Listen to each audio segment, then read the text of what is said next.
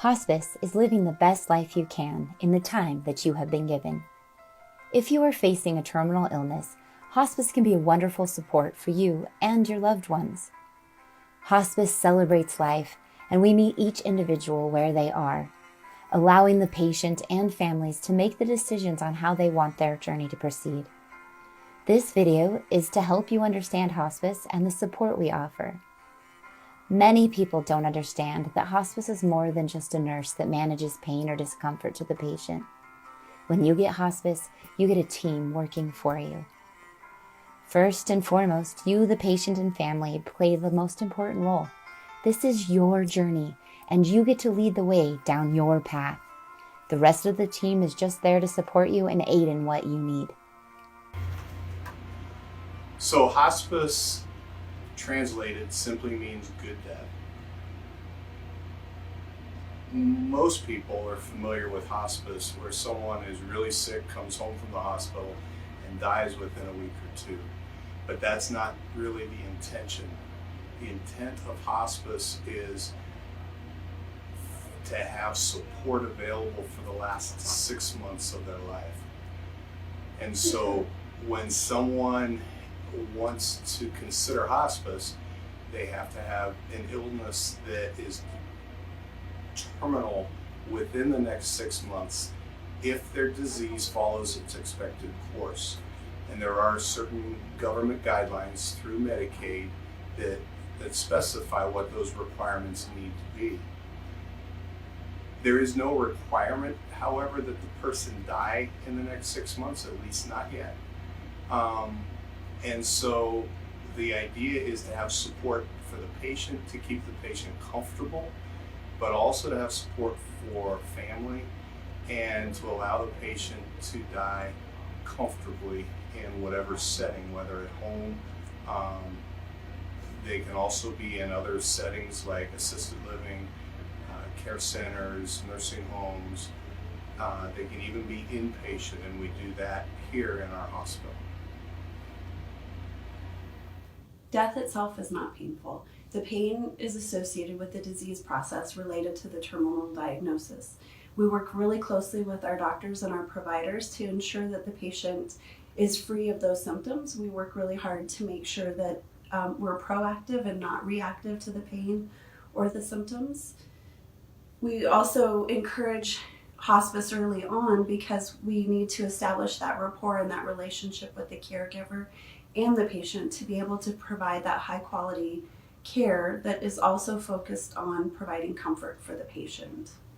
Patient management in hospice consists of working with the patient, working with the family, working with the caregivers, and providing them education and support through the end of life. We actually help with management of symptoms, including nausea, vomiting, constipation, diarrhea, pain, are a few of them. That can be done with different interventions, including medications and non-medical interventions. Patients are allowed to make choices, and we try to honor their wishes and their desires, and we give the family support to take care of them and be the 24-hour caregivers.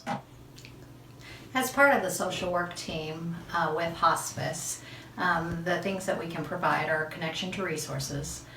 We can do funeral planning, we can help you with budgeting, we can help you with issues with Medicaid and Medicare.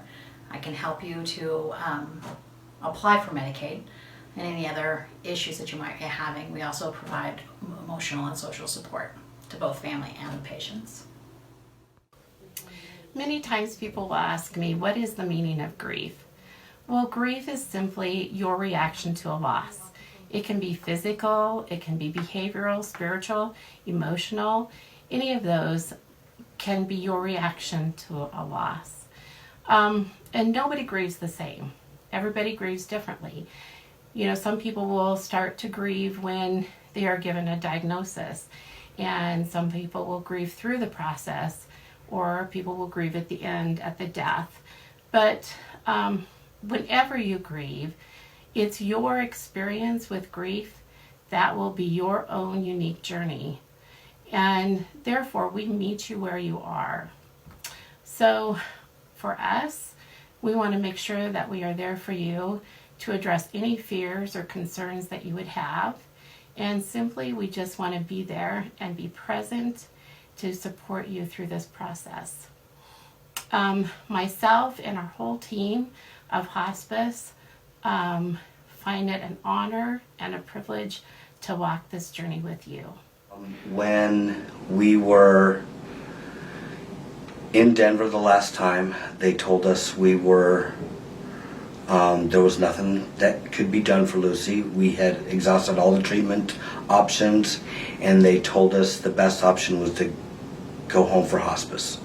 I did a little research on the hospice, so I was pretty aware of what it was, and the hospice services and the people in hospice made everything so much easier.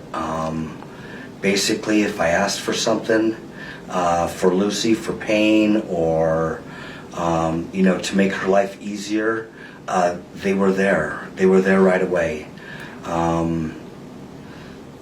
The quality of service that we got from the entire staff was amazing. Lucy passed away on August 30th at 2 o'clock in the morning, and I made a call to hospice, and Jenny was there within 5 minutes. I was truly amazed. And they helped me get through the process of her passing. I've never had to deal with anything like this before, and they made the whole process bearable under the circumstances. I'm very thankful for all the help that they gave me, for everything that they did to make this process as easy as possible. I have nothing but praise for the Lincoln Community Hospice Program. Our mother was 97 years old, and she had a chronic lung condition that was continually getting worse.